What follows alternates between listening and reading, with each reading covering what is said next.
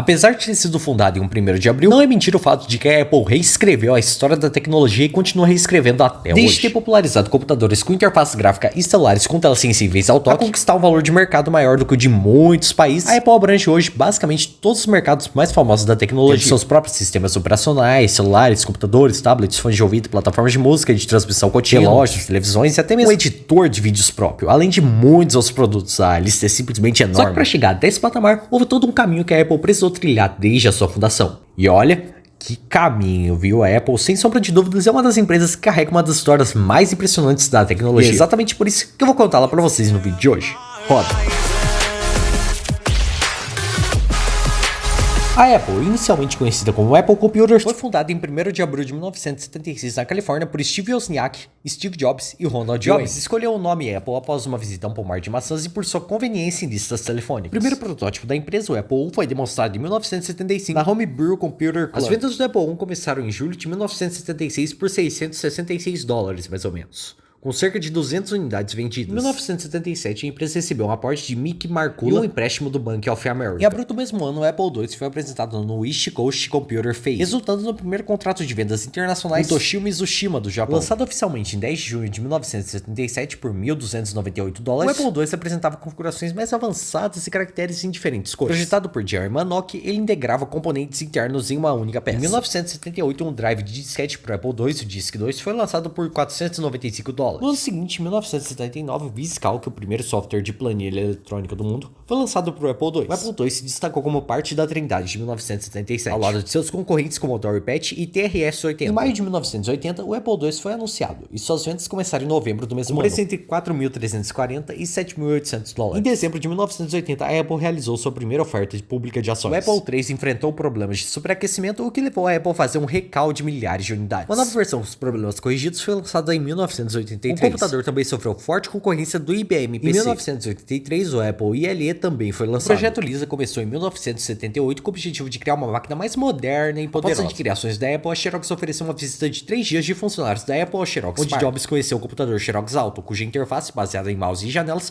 serviu de inspiração para a interface gráfica do Lisa. O Lisa foi lançado em janeiro de 1983 por $9.995, mas seu alto preço impactou negativamente as vendas. Uma nova versão mais barata e com hardware mais modesto foi lançada em janeiro de 1984. Com preços entre $3.495 e $5.495. O Macintosh 118K foi anunciado em outubro de 1983, um catálogo sendo lançado em dezembro do mesmo ano. Em janeiro de 1984, o comercial foi veiculado no Super Bowl 18. 2 dias depois, em 24 de janeiro de 1984, Jobs fez uma apresentação no Flint Auditorium e o Macintosh 118K foi lançado por $2.495, acompanhado pelos softwares MacWart e MacPaint. As vendas iniciais foram fortes, mas logo caíram devido ao hardware lento e à pouca variedade de softwares disponíveis. Os esforços da Apple para aumentar as vendas incluíram o desenvolvimento do Macintosh Office, uma campanha publicitária na revista Newsweek em outubro de 1984. Também em 1984, o Apple IIC e o Macintosh 512K foram lançados. Em 1985, Jobs e Wozniak deixaram a Apple, em grande parte devido à divergência sobre a arquitetura dos produtos da empresa e à insatisfação das vendas do Macintosh em relação aos computadores da IBM. Jobs fundou a empresa Next, levando alguns ex-funcionários da Apple para produzir computadores, enquanto Wozniak fundou a CL9 e produziu o primeiro controle remoto universal. No mesmo ano, o Macintosh XL, uma versão atualizada do Lisa, foi lançado. A Apple continua a produzir novos modelos da linha Apple II e Macintosh. Em 1986, o Macintosh Plus e o 512KE foram lançados, assim como o Apple IIGS. Em 1987, o Macintosh SE foi lançado, o primeiro computador da linha Macintosh 2, que via com CPU e monitor separados. As vendas da linha Macintosh 2 se estenderam até 1993. Em 1988, o Apple IC Plus foi lançado. Em 1989, o Macintosh SE30 foi lançado. E o Macintosh Portable, o primeiro computador da empresa com monitor LCD, bateria e trackball, começou a ser vendido por $7.300. Em 1990, a Apple lançou 3 computadores de baixo custo da linha Macintosh, o Classic, o LC e o IIS, que foram sucessos de venda. Em 1991, a empresa lançou seus primeiros laptops da linha PowerBook. O design se tornou padrão na indústria. Depois lançou mais 3 computadores da linha Macintosh, o Quadra, o Centris e o Performa. Mas a saturação de modelos no mercado fez com que esses produtos fracassassem em vendas. Ainda em 1991, o Macintosh Portable ganhou uma versão retroiluminada e o Classic 2 foi lançado. Em 1992, o Performa foi lançado. A partir de 1993, a Apple começou a lançar produtos mais diversificados. No mesmo ano, lançou seu primeiro tablet, o Apple, e o reprodutor de CD Power CD. Em 1994, a câmera Apple KickTake foi lançada, juntamente com o set-top box Apple Interactive Television Box e o console de jogos eletrônicos Apple Pippin. Também em 1994 foi lançado o Power Macintosh, o primeiro computador com processador PowerPC, fruto de uma aliança com IBM e Motorola. Essa aliança também permitiu a criação de clones do Macintosh que, juntamente com a concorrência do Microsoft Windows,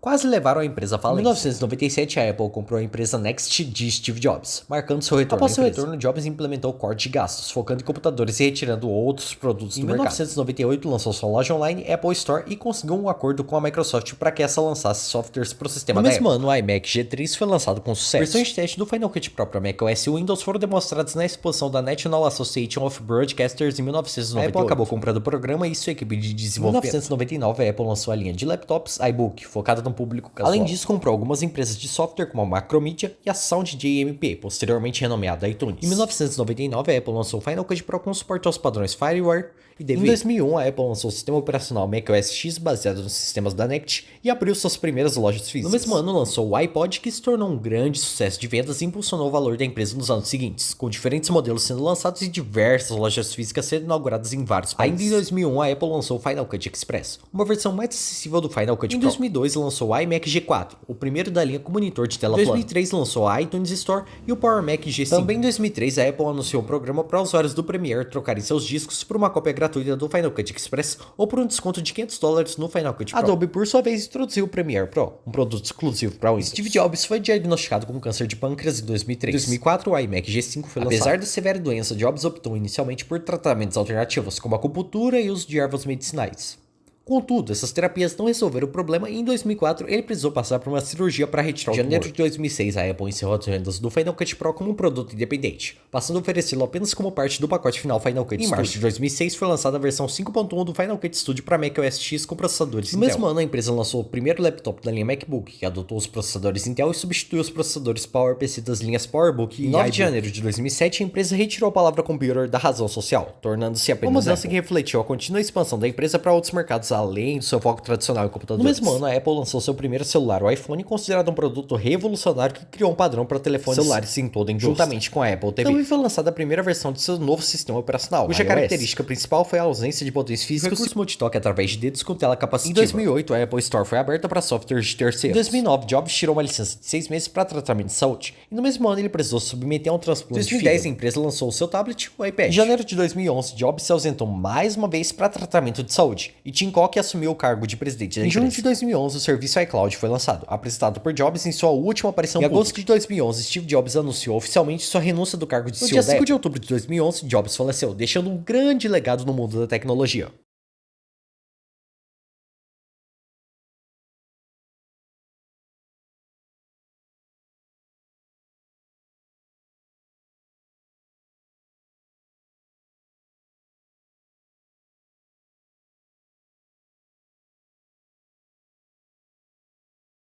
Em 2012, o iPhone 5 foi lançado, sendo o primeiro celular da empresa com tela maior. No mesmo ano, também foi lançado o iPad Mini, uma versão do tablet com tela menor, junto com o MacBook Pro com tela retina. Em 2013, o iPad Air foi lançado. Em 2014, a Apple adquiriu a fabricante de fones de ouvido Beats Electronics, o que incluía os direitos sobre o serviço de streaming de música Beats Music. O ex-CEO da Beats Electronics, Ian Rogers, assumiu a responsabilidade pelo iTunes Radio, que posteriormente foi descontinuado. No mesmo ano, a Apple anunciou seu primeiro relógio inteligente, o Apple Watch, cujo lançamento ocorreu em 2015. Também em 2015, o iPhone 6s Plus, uma versão com tela maior, foi lançado. Antes do Apple Music, o iPod e o iTunes da empresa já haviam revolucionado a música digital. Apesar de Steve Jobs ser contra a ideia de serviços de música por assinatura, a Apple avançou nesse mercado. Após um período de rumores, o Apple Music foi anunciado em junho de 2015 na Worldwide Developers Conference como sucessor do Beats Music. A confirmação do lançamento veio do CEO da Sony Music, Doug Morris, e de uma reportagem do The Wall Street Journal, com Morris expressando a expectativa de que o serviço impulsionasse a indústria fonográfica. O artista de hip hop Drake participou do evento do anúncio, compartilhando sua experiência com a plataforma Connect, onde artistas independentes também poderiam participar. O Apple Music foi lançado em 30 de junho de 2015 em 100 países, oferecendo um período de teste de 3 meses seguido de uma taxa mensal. Uma opção de plano família permitia que até 6 usuários compartilhassem uma taxa reduzida. O serviço estreou como exclusivo para dispositivos iOS, acompanhando a atualização do iOS 8.4, com suporte para Apple TV e Android planejado para o terceiro semestre de 2015. A canção inédita de Pharrell Williams foi usada no material promocional e lançada exclusivamente no serviço. Em 29 de setembro de 2015, Zanny Lu, curador de música contratado pela Apple, expressou incerteza sobre a necessidade do Beats 1 dentro do Apple Music, mas esperava que ele mantivesse seu lugar. Em dezembro de 2015, rumores sobre a expansão da marca Beats 1 com novas estações começaram a surgir, e logo 4 novas estações foram criadas. Em dezembro de 2016, a Apple atualizou a interface do Apple Music com o lançamento do iTunes versão 12.5 e o novo iOS 10. Após essa atualização, surgiram críticas sugerindo que o Beats 1 havia se tornado mais difícil de se encontrar na nova interface. Em dezembro de 2016, o iPhone SE, uma versão mais barata do celular, foi lançado, e o MacBook Pro com Touch Bar também chegou ao mercado. Em 2007, o HomePod foi lançado. Em 2019, a linha iPhone 11, a primeira da marca a vir com múltiplas câmeras, foi lançada. Em 25 de março de 2019, a Apple realizou um evento de imprensa para anunciar o Apple TV+. No evento, a Apple apresentou teasers de seu futuro conteúdo original e formalmente anunciou parte de seu conteúdo, com a presença de atores e produtores envolvidos. Além disso, foi anunciada a primeira série da organização System Workshop e Help Pacers, e a Oprah Winfrey anunciou seus primeiros projetos para o Apple TV+, incluindo um documentário sobre assédio sexual no trabalho, uma série documentária sobre saúde mental e o relançamento do Oprah Books Club. Em 10 de abril de 2019, o príncipe Harry, duque de Sussex, anunciou no Instagram que estava trabalhando ao lado de Winfrey na série documentária sobre saúde mental como co-criador e produtor executivo. Também em abril de 2019, a Apple contratou Molly Thompson como chefe de documentários para sua unidade de vídeo mundial. Em 2020, a empresa anunciou a saída dos chips da linha Mac da SoC Apple Silicon. Em novembro de 2020, os primeiros Macs com chip M1 foram lançados. O MacBook Air, o MacBook Pro e o Mac Mini. Em 2021, a iMac com chip M2 foi lançado, junto com 5 opções de cores, algo que a empresa não fazia desde 1999. Em 2022, foram lançados os primeiros dispositivos com chip M2, o MacBook Air, o MacBook Pro e o iPad Pro. Em março de 2022, a Apple anunciou que iria ao ar Friday Night Baseball e 2 jogos semanais da Major League Baseball com programas pré e pós-jogo ao vivo na Apple TV+, nos Estados Unidos, Canadá, Austrália, Brasil, Japão, México, Porto Rico, Coreia do Sul e Reino Unido a partir da temporada de 2022 da Major League Baseball. Em junho de 2022, a Apple garantiu um acordo de 10 anos para transmitir todas as partidas da Major League Baseball no Apple TV, livre de quaisquer restrições locais. Em 2023, no sistema de empréstimos para o Apple Wallet foi lançado. Essa é a história da Apple. Isso é tudo que a empresa fez de mais marcante desde a sua fundação até quando esse vídeo está sendo finalizado em julho de 2025. Embora você vai estar assistindo ele em setembro, se você estiver vendo quando ele saiu. De qualquer forma, esse aqui foi só o primeiro vídeo do canal Tecnologicamente, um canal que eu vou dedicar para trazer vídeos gerais sobre tecnologia, incluindo histórias como esse vídeo, curiosidades, opiniões, de repente notícias e tudo. Enfim, é isso. Jesus ama vocês. Fique com Deus. Muito obrigado pela sua visualização até o final. Um abraço, até a próxima e tchau.